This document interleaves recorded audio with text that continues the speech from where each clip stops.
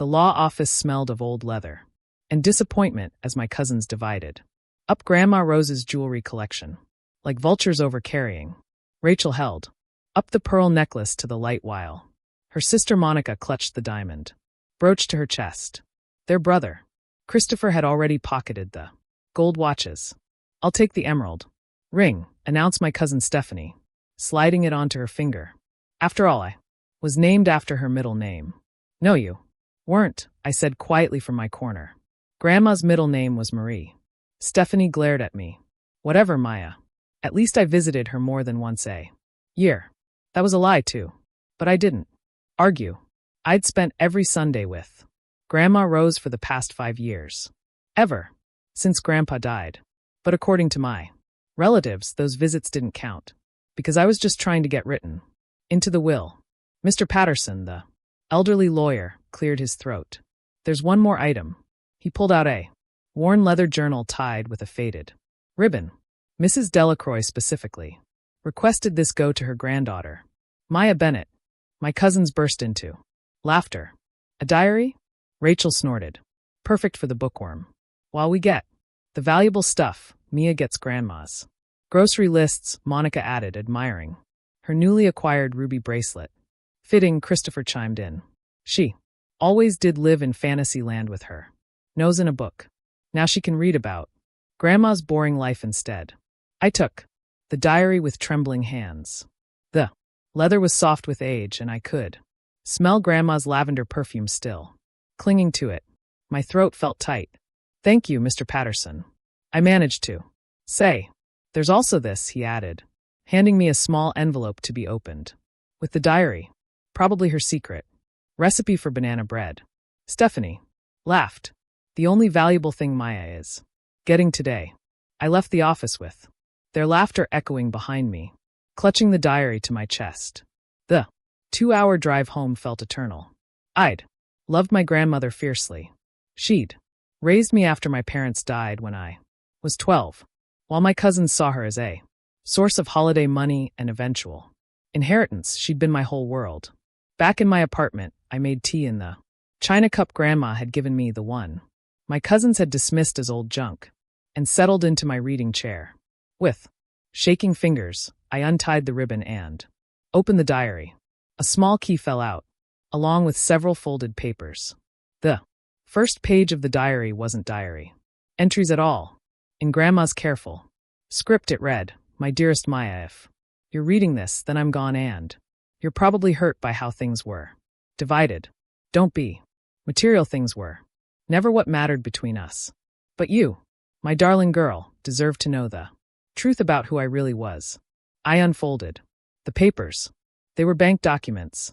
Swiss bank documents with account numbers and access codes. My hands started trembling as I read the next page of the diary. Before I was Rose Delroy, suburban grandmother and baker of cookies. I was Rosalind Morgenstern, and I worked for the French resistance. During World War II, I nearly dropped the diary. The entries that followed read like a spy novel. My grandmother had been a courier smuggling Jewish children out of occupied France. She'd carried Nazi secrets sewn into her coat linings. She'd been captured, tortured, and escaped. She'd fallen in love with a British intelligence officer. Not my grandfather, but a man who died helping her save a family of refugees. After the war, she wrote, several grateful families insisted on repaying me. I tried to refuse, but they established accounts in my name. I never touched the money. It didn't feel right. But I also couldn't dishonor their gratitude by returning it. So I let it sit, let it grow, waiting for the right person to inherit not just the money, but the responsibility that comes with it. I reached for the envelope Mr. Patterson had given me. Inside was a business card for a bank in Zurich and a letter of introduction. 3 days later, I sat in a pristine Swiss bank office, watching the bank manager's hands shake as he reviewed the accounts. Miss Bennett, he said in accented English. These accounts have been dormant for 60 years, accumulating interest. The initial deposits were substantial and with compound interest. He turned his computer screen toward me. The current Balance is approximately 47 million Swiss francs. I stared at the number, unable to process it. Roughly 50 million. There's more, he continued. There's a safety deposit box. Your grandmother paid for it through 2075. She was a very forward-thinking woman. The safety deposit box contained more than money. There were photographs of the children she'd saved letters from, their descendants, a medal from the French government she'd never told anyone about, and detailed records of every family she'd helped. But it was the letter at the bottom that broke me. Maya, my treasure, this wealth comes with weight. Every franc represents a life saved or a sacrifice made. I watched your cousins grow into people who value price over worth, who mistake glitter for gold.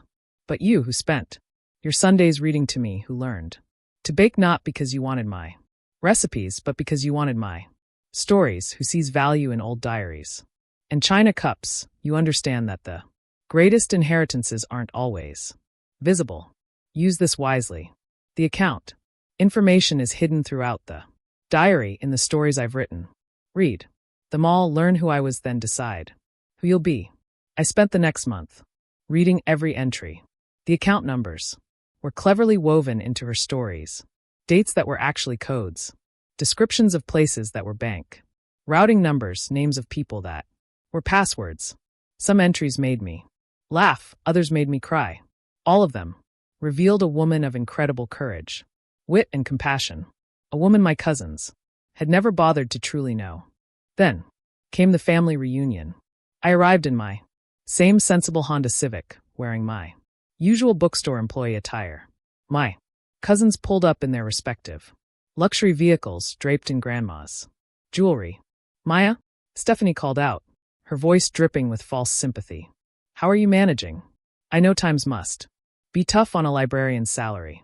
Bookstore, I corrected. And I'm doing fine.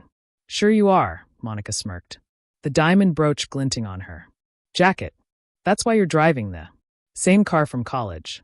During dinner, they couldn't resist showing off their inherited pieces. Rachel had gotten the pearl necklace appraised, worth 20,000. Can you believe Grandma had such valuable pieces? Christopher boasted about the watches, vintage Rolexes. Who knew the old bird had such taste? Finally, Stephanie turned to me with mock concern. Maya, honey, if you need money, you could always sell that diary to a historical society or something. I'm sure someone would pay a few hundred for it. Actually, I said, setting down my fork. I did have it appraised. The table went quiet. Oh, Rachel leaned forward, and the appraiser couldn't stop shaking. I said truthfully. He said he'd never seen anything like it. My cousins exchanged glances, suddenly interested. What do you mean? Monica demanded. It's just an old diary. Not exactly. I pulled out my phone and showed them a photo I'd taken at the bank. Not of the balance, but of one of the medals. Grandma was in the French resistance. She saved dozens of Jewish children during the Holocaust.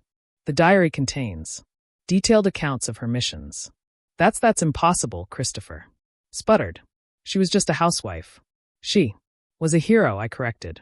And various museums and historical societies have already reached out about preserving her story. The Smithsonian wants to include excerpts in their World War II exhibit. How much are they paying? Stephanie asked immediately. I'm donating it, I said, after I published the book, with all proceeds going to Holocaust education. You're giving it away? Rachel was gassed. But if it's that historically significant, it must be worth millions. I finished. Yes, I know exactly what it's worth. They stared at me in horror, calculating what they'd missed out on.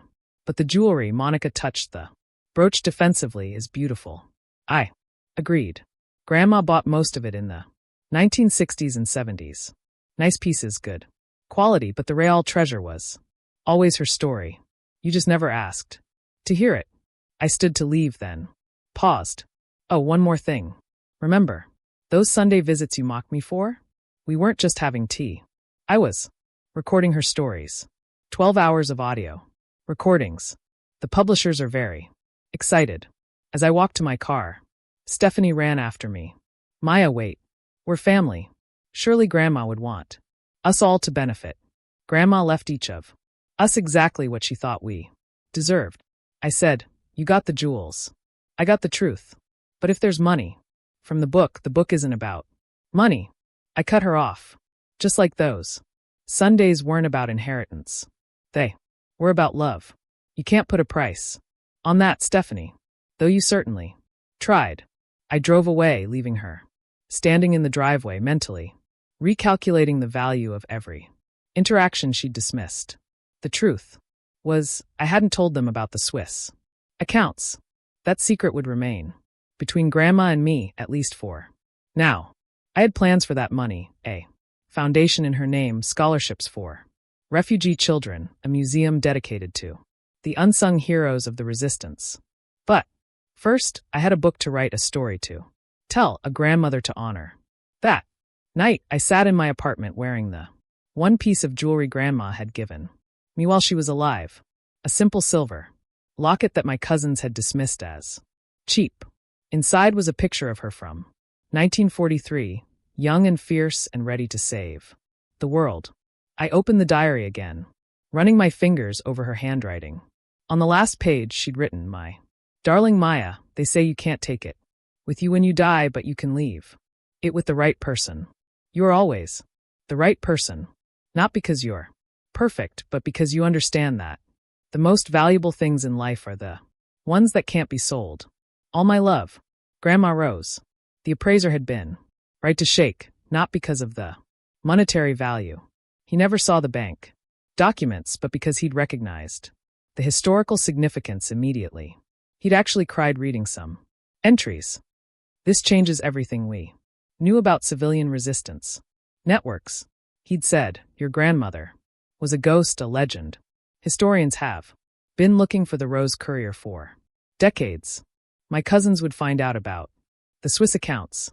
Eventually, when the foundation was announced, they'd be furious, probably contest the will, claim I'd manipulated a sick old woman. Let them. I had 60 years of compound interest and the best lawyer's money could buy. More importantly, I had the truth. I had her stories. I had proof that Rose Delroy was so much more than the grandmother who baked cookies and wore nice jewelry. She was a hero who taught me that true wealth isn't measured in carats or cash, but in courage and compassion, and that sometimes the best inheritance is a leather-bound diary that teaches you who you really come from and who you're meant to become. The cousins kept the jewelry. I kept the legacy. I think Grandma Rose would have laughed at the poetry of